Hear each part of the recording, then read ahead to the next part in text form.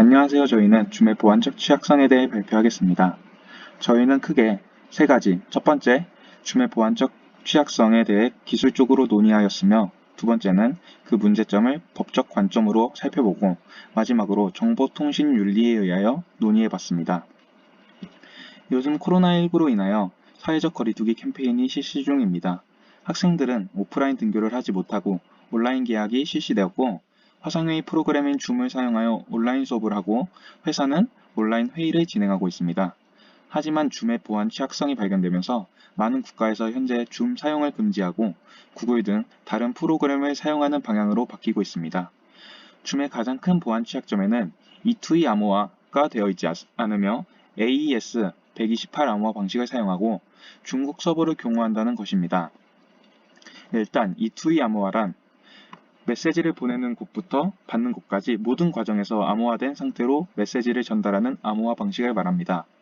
악의적인 해커의 공격으로부터 메시지 내용을 보호할 수 있고 국가기관이 개입하여 메시지 전달 경로의 중간에 위치한 서버를 압수수색하더라도 서버에는 암호화된 메시지만 존재하기 때문에 그 내용을 해독할 수 없어 개인의 프라이버시를 보호할 수 있다는 장점이 있습니다.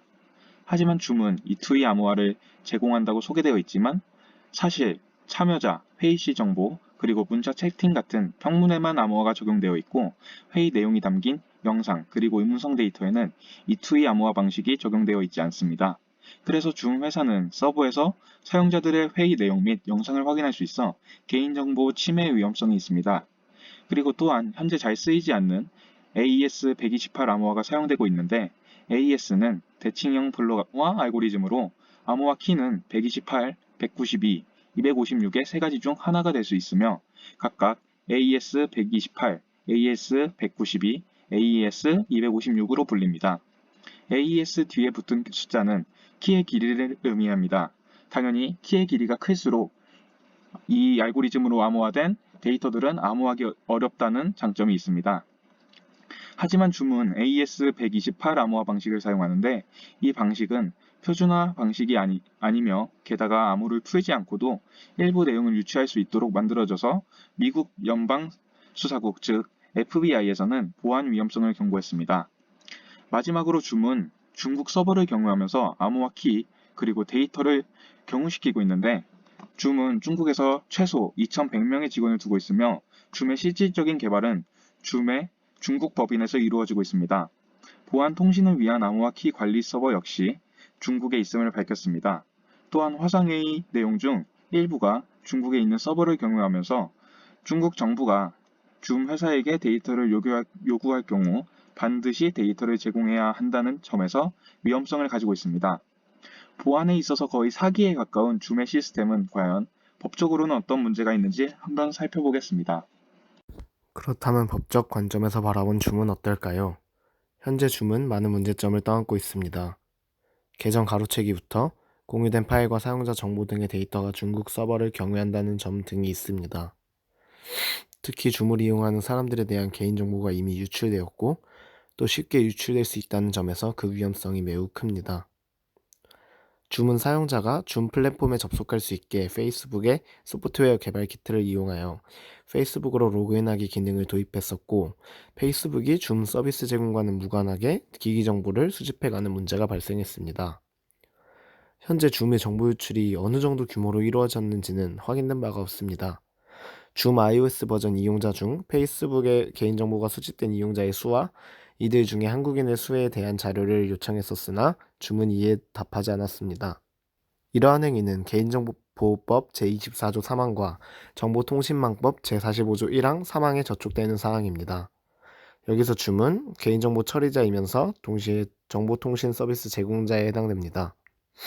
따라서 고유 식별 정보에 해당되는 iOS 광고주 아이디, 앱 식별자 등을 안전하게 보호할 의무를 지게 됩니다. 그러나 줌은 이 정보들을 불법적으로 유출했으며 그 피해 규모도 제대로 밝히지 않고 있습니다. 정보통신 서비스 제공자로서도 기술보호 조치를 제대로 실행하고 있지 않으며 보안 취약성은 아직까지도 개선되지 않고 있습니다. 앞에서 줌의 보안상의 취약점을 알아보았습니다. 마지막으로 우리가 줌과 같은 정보통신 기술을 사용하면서 지켜야 할 윤리에 관해 이야기하려 합니다. 정보통신 윤리는 말 그대로 정보통신 기술을 사용할 때 추구해야 할 윤리를 말합니다. 이러한 정보통신 윤리는 전통적인 윤리와의 관계에서 두 가지 입장으로 나뉩니다. 먼저 전통적인 윤리와 관계가 먼 새로운 정보통신 윤리가 필요하다는 입장입니다. 이들은 두 가지를 근거로 새로운 정보통신 윤리가 필요하다고 말합니다. 첫 번째로 정보사회에서의 새로운 형태의 윤리 문제가 발생한다는 것입니다. 과거 산업사회에서는 표준성, 동질성과 같은 기준을 추구했다면 정보사회에서는 탈표준화, 이질, 혼합성과 같은 기준을 추구하는 것으로 바뀌면서 거기에서 발생하는 윤리 문제 또한 새로운 형태를 띠게 됩니다. 따라서 바뀐 기준을 바탕으로 새로운 윤리적 문제가 발생한다는 것입니다. 두 번째로 산업사회와 정보사회의 불안 속성으로 인해 도덕적, 정책적 진공상태가 존재한다는 것입니다. 문화 지체에 이르는 한 사회의 가치와 규범적 변화는 그 사회의 기술적 변화보다 지체된다는 이론을 말합니다. 여기서 더 나아가 인간의 윤리의식이 기술의 발전 속도를 따라가지 못한다는 윤리 기체 이론이 생겨나게 됩니다. 이러한 이론들을 바탕으로 정보사회에서의 빠른 기술 발전 속도를 윤리의식과 문화가 따라가지 못한다는 것입니다. 한편 정보사회에 필요한 윤리는 전통적인 사회에서의 윤리의 단순한 적용으로 채울 수 있다는 입장이 있습니다. 이들의 첫 번째 근거는 사회 변화에 영향을 받지 않는 절대적인 가치를 가지는 윤리가 있다는 것입니다.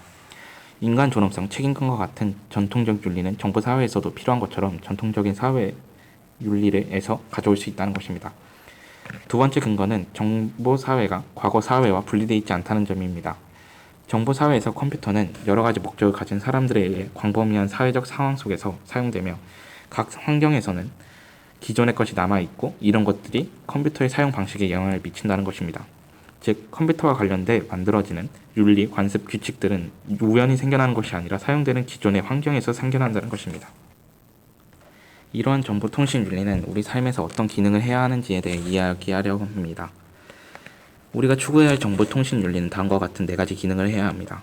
정보통신 윤리는 처방 윤리로서 해야 하는 것과 해야지 말아야 되는 것을 구별해줘야 하며, 예방 윤리로서 나중에 생길 윤리적 문제를 사전에 방지하여 예방하는 역할을 해야 합니다. 또 세계 윤리로서 보편적 윤리가 되어야 하며, 변형 윤리로서 정책이나 제도의 변화를 가져야 합니다. 지금까지 저희의 발표를 들어주셔서 감사합니다.